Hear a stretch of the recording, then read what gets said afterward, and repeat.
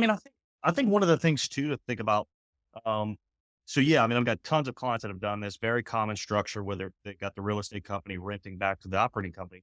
But one of the things that also comes up and we kind of advise to people is it's also a way to get money out of your operating company and not pay yourself, like not pay it to yourself through wages, which carry a payroll tax. Mm, So there's also that idea of I'm lowering the income of the operating company such that I don't need to take as much of a wage from that company. mm, Especially if you're an S corp, there's rules around reasonable compensation and what you pay the owners. And so this is a way to say, hey, this company actually made less. Maybe I don't need to pay my owners. And there's strategies involved with this. Talk to mhm, your CPA about that. But maybe we can get a few dollars out of this company through rent mm, and not pay payroll taxes. right. So just another kind of benefit of having this setup, and it's very common.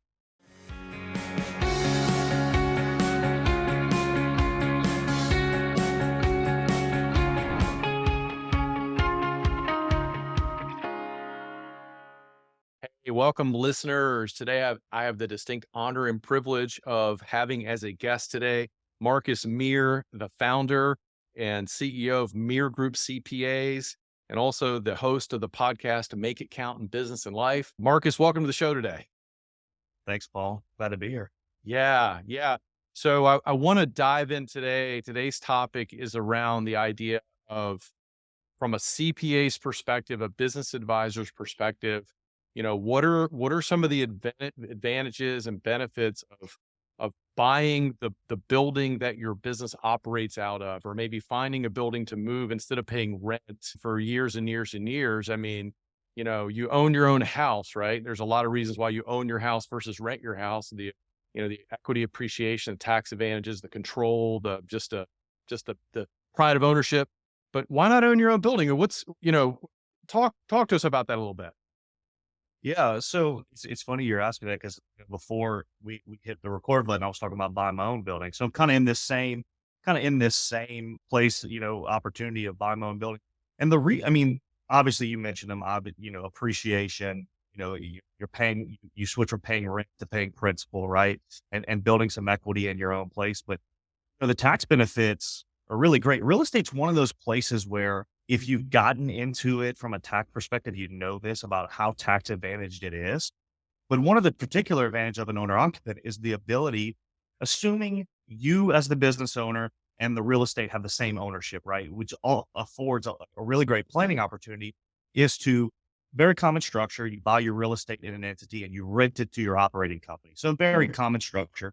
But the nice thing is on the real estate side, you can do a cost segregation study potentially to take fast depreciation on that building. And then what you not to get too much into the weeds here, but you could then group those two activities. Essentially, you could use the losses from your real estate company that's renting to your operating company to offset some of the income you're making. So especially in the early years of owning it, right? If you did a cost segregation study, which essentially means you go into your building and there's people that do this. They go in and they identify the types of property that can be depreciated or written off faster. Mhm.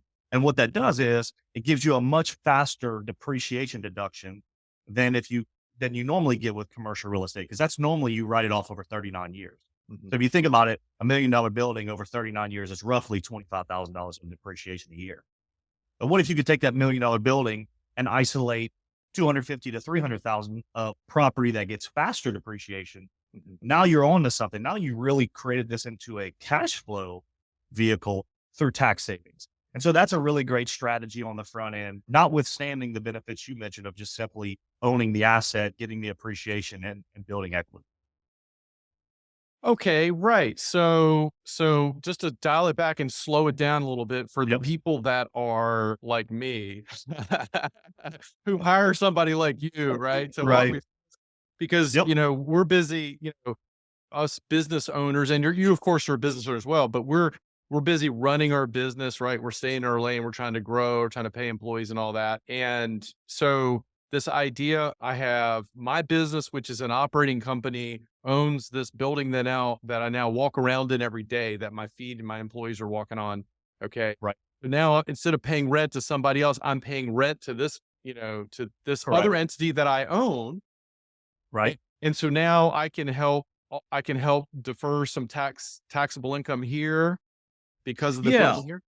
Yeah, so, like, I guess the best way to describe it is kind of put some numbers to it. Let's just say that you bought, you have your operating company, and let's just assume it's an S corporation, common structure, Yeah. and then you own your building in an LLC that maybe you're just the sole owner of. It's a sole proprietorship for tax purposes. And so let's just say your operating company pays, maybe 4 grand a month rent, so call it $50,000 a year. Your operating company gets a $50,000 deduction, and then your rental company picks up that as income. So that's a wash, right? I mean, income Right. to one, expense to the other. But the real estate company then gets to deduct the cost over time through depreciation, which is kind Mhm. of where I kind of led the conversation with. Yeah. And then all the related expenses, the interest they would pay on the loan, the taxes, any repairs, that sort of thing. Mhm. But the biggest one being that depreciation component, right? That you would then, and then you could potentially on the real estate company side create enough deductions to actually show a loss. So that Mm. 50,000 of income, you might have, let's just say, I'm just going to throw a number. You might have $75,000 of expenses, including depreciation. Well, now you've got a $25,000 loss that you can, and really nothing economically, you haven't lost anything. Right. But now you've got a $25,000 loss to offset some of your operating business income. Oh, sweet, sweet. Yeah, So based on the tax bracket you're in or whatnot, you're gonna say, I mean, there's a real tangible savings there for you. absolutely. And like I was saying earlier, if you kind of accelerated that through, like a cost segregation where you were able to identify some things that can be written off faster in that real estate Mhm. company, then that savings can grow. Wow. Okay. So yeah, and I run into that strategy a lot into hearing it from the, from the CPA's perspective, because virtually all of our clients, that's what they do. They structure it like that. But I don't think a lot of people it's amazing. I run into a lot of business owners that have been business. I was with one the other day who owned a string of jewelry stores and owned them for a number of years. And he didn't even realize he could buy the space he was in. And somebody else, it's like they just don't think about it, and so they don't even go down this road. Yeah, I think, there's always a consideration when you're buying your own real estate of what happens if I grow and, and I outgrow the space. And there's, I can see that. I mean, there's plenty of people that never own their own space, but especially small businesses that you maybe grow 15, 20, 30% a year. I mean, it's just a great vehicle when it's just repurposing the dollars that you were paying in rent to paying that principal down, getting the appreciation, all the while getting the tax benefits too. So it's one of those places with the tax code where it's like you get cash flow, you get appreciation, and generally tax savings. And there's not many places like that. Real estate affords that. Yeah, yeah, no, it's absolutely right. I totally agree with you. It's one of those classes that we talk about. We've been in an inflationary period, as everyone knows, here in the last year, and we'll always have some inflation, I guess, at some point. But and I know commercial real estate is different, and it's not the same as residential. But it seems to me that over time, generally, these commercial spaces will appreciate, and you can hedge against that as well, right? With some appreciation. Absolutely. And then if you think about it, in an inflationary period, it's great to be a borrower, right? Because Mhm. you're paying back the loan in cheaper dollars. And so your payment generally is fixed. Mhm. And so if you have a fixed payment and an inflationary dollar, Mhm. you're winning on that, right? Over time. Yeah. But not even considering the appreciation piece, as you mentioned, which you generally would come to expect, right? If you buy it right, you're Right. generally, I don't know, 3 5%, and maybe that's higher now. And I try not to speculate on that, but yeah, just the appreciation component is worthwhile. So you're building wealth, preserving wealth right there that your business is currently basically throwing out the window, right? Because Right. I mean, if I own the building that you're in, I'm a happy guy to have you in there and making your rent payments every month. And oh, by the way, we have this thing in the lease that's called a rent escalation. Right. Yeah, I was gonna mention that. Yeah, I mean, if your business has the cash flow to support a rent that would be akin to the mortgage payment you're making, I mean, it's almost a no-brainer. Right. Right. Now, you also talked about the idea, and I know it's a little tricky, sort of projecting growth and where you're going to be downstream, but you can have a pretty good sense if you look back over the last 2 or 3 years in your business, say, okay, we can kind of continue on this trajectory. What about the idea of, because I get clients that want to do this and some that do this and have done it successfully, where they say, okay, well, let's say we need 2,000 square feet, but we have good cash flow and we are expecting to grow at, 10% a year or some number. We think in the future, maybe 5 years, we're going to need more space, but how about buying a building that's, 3,000 feet or 4,000 feet? I mean, does that make sense? Yeah, I love that idea. I mean, especially if you already kind of understand real estate and you've done that game before. I mean, you kind of get. I mean, certain people would say you could leverage as much as you can, assuming that the numbers make sense, right? And that, but if it's, I love that kind of pathway to growth, right? Like, hey, we maybe we need 2,000 square feet, and we can afford the mortgage on 4,000. Mhm. Well, we can, like to your point earlier, we can subsidize that growth with some subleasing tenants in there, and that it gives us the ultimate flexibility in the way we structure our leasing agreements to say, hey, you know, and at the point in time we need this space, we can grab it. All the while, we could have afforded it from the beginning, but we're getting people to kind of pay that. So I think it's a great strategy. Yeah, so I mean, you see it in multifamily all the time, right? It's like, Right. all right, we went.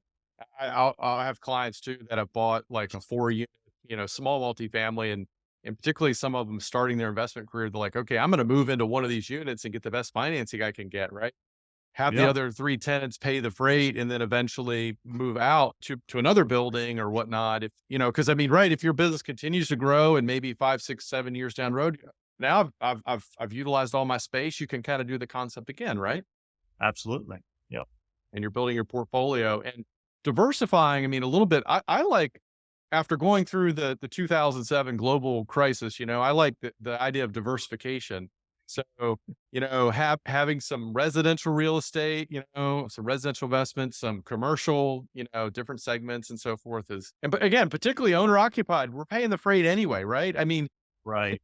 and it's not for everybody. I mean, if you don't have a local presence or you don't have a need for employees to come in and meet and on a regular basis and work, then maybe it's not for you. But if there's so many businesses that, you know, you have trucks, you need to park them somewhere, you have meetings, you do have a staff that comes in on a regular Yeah. basis, you have clients that come in, you're a vet, obviously you got to see animals, or a doctor, dentist, something like Right. that. There's so many cases where, you know, it makes so much sense to look at. What do you see typically as from a CPA or business advisor standpoint, objections or reasons why, you know, that business hasn't taken that step?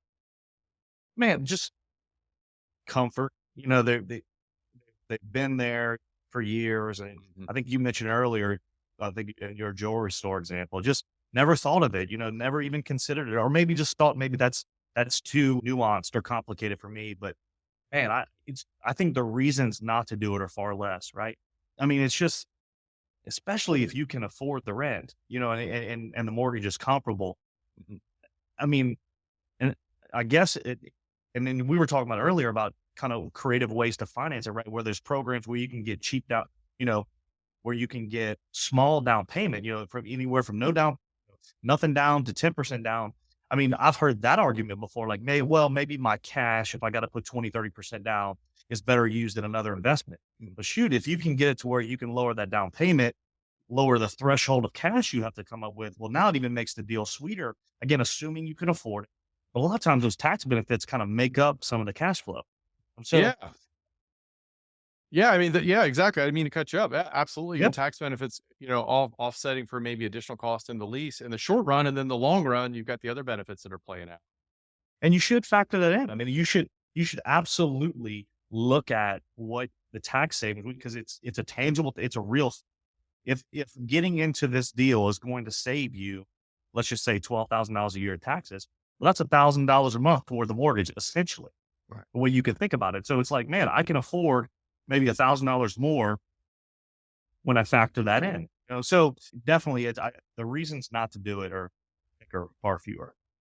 Well, yeah, I mean, that's you think about that $1,000 a month. So you're going to either give it to the government who does such a great job at managing our tax dollars, Right. or you could put it in your own space, right? Where you have Yeah. control and a future. Do any stories come to mind of any of your business owners that you work with that have done this successfully and anything Yeah, I interesting? mean, I think one of the things too to think about. Um, so yeah, I mean, I've got tons of clients that have done this very common structure where they got the real estate company renting back to the operating company.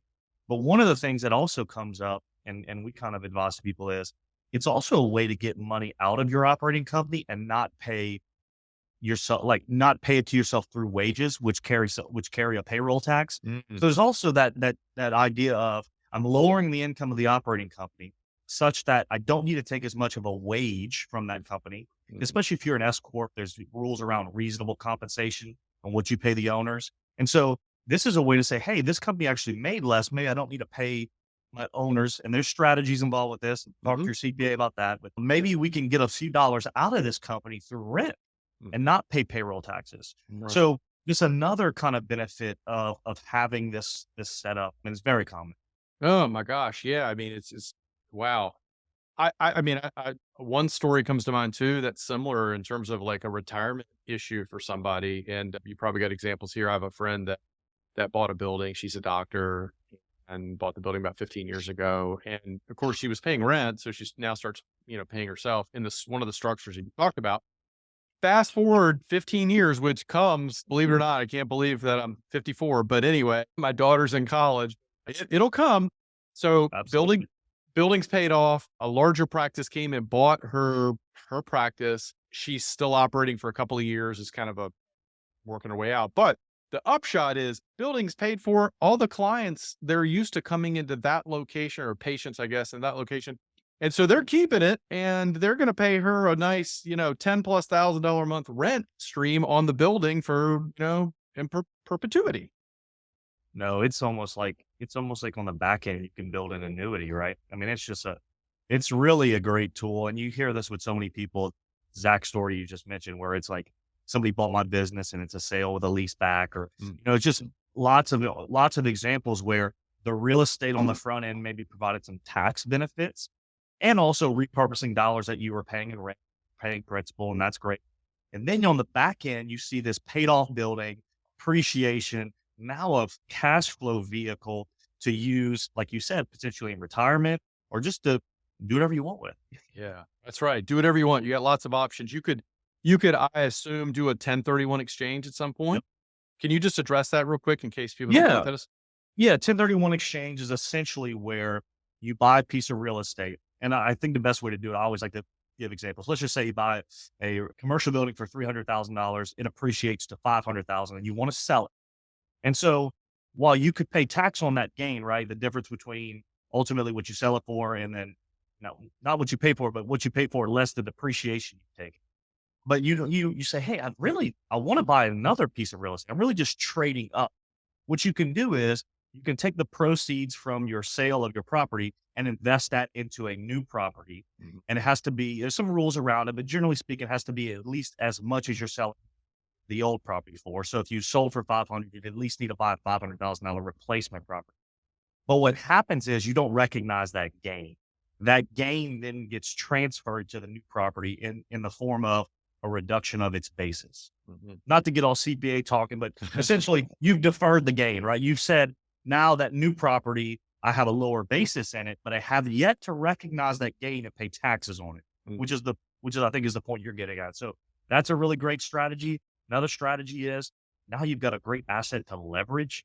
mhm. What about later in life if another great deal comes about, you want to fund something, you want to buy more real estate? Well, I mean, we all know borrowing against real estate is not a taxable event. Right. You can pull money. I mean, if you have a building that paid off and it's worth $1 million and maybe there's a great deal you want to get into, you can go borrow 300,000, 400,000 against that building. Mhm. The interest is tax deductible. Mhm. The funds are not. So it's a way to get some money out without paying tax. I mean, a million strategies, but a lot of them make a lot of sense. Yeah, I have a friend that calls that on the residential side, refi till you die. Build a portfolio of properties as they appreciate, take the cash out, take that money and reinvest. You never pay capital gains, right? You just keep them Never. rolling, right? Yeah, you either keep the properties and like to your point, they keep appreciating and the equity of you keep building equity through paying down the mortgage over time. And essentially your tenant's paying down the mortgage. Yeah. You keep having areas to tap into. Now, some people, maybe their debt tolerance, they don't want to do that. But Sure. look, I've seen a ton of people and that's generally the game, right? Appreciation, equity building, tap the equity, buy the next one, rinse Mhm. and repeat. Rinse and repeat. And all the while this is happening, as father time marches along and inflation marches along, rents are going up. So you're Right. increasing your rent, so you're offsetting any additional increase in mortgage costs and that sort of thing. You Yep. know? And that's a great point too, is that most of the times your mortgage is fixed. Well, I mean, maybe besides the taxes and insurance component, but most of the times your principal and interest generally is fixed for a certain period of time while rents increase. So again, another great benefit. Yes, certainty, right? I mean, Yeah. you don't have to factor in, the unknown of all these increases in operational expenses and whatnot. Right. Wow, man, this is great, Marcus. I'm getting more fired up again. And this is what we Same. did, man. I love it. So yeah, so just kind of wrap it up here on this idea. Are there any other thoughts around sort of the advantages that you see that we haven't touched on today that a reason why you should do it? No, I don't think so. I mean, I think we've kind of hit most of them. Even we've kind of hit from the front end benefits of depreciation and that generates some cash flow through tax savings, Mhm. all the way to the end where you've got a paid off building that you can leverage and or just enjoy the cash flow from it in terms of leasing. So Yeah. kind of a great life, almost like a life cycle in this is that you start off where it's just really maybe replacing your rent, and Yeah. repurposing those dollars to really being a cash flow vehicle or a leverage tool on the back end.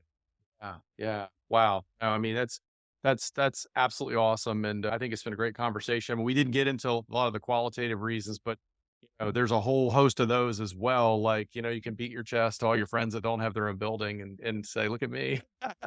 Right. You Yeah. draw them so you get the point of that thing. Yeah, we own that. Our name is on that building. You see That's that right. right there? That's right. Try that if Right. you rent the space. But anyway, Marcus, this has been great. So we have a lot of business owners, entrepreneurs out there that need a great CPA and someone who's Right. focused in that space. I mean, tell everyone how they can get in contact with you, and if you have like a specific target, you really like to serve, like your like Yep. bullseye client. Yeah, I'll give you easy ways to get in touch with me. A link and just search Marcus Mire. That's Mire. You can email me, Marcus@Mire.group. So no .com, Mire.group. And go to our website, Mire.group, obviously. What we focus on is working growth-minded entrepreneurs who we have a saying around here is who want to do better business. And what that looks like is they want to build better processes. They want to be more efficient. We do a lot of software consulting to help you make your back office more efficient, get rid of manual processes. And really, all that does is give us access to leverage better, more timely, accurate data to help you make decisions, plan for growth, plan for taxes. So that's kind of we call ourselves small business advisors. Mm. We start with your foundation, want to make sure that that's set, that you got really good, reliable, timely accounting data and done efficiently. And then we use that to leverage to help you make decisions or run a better business.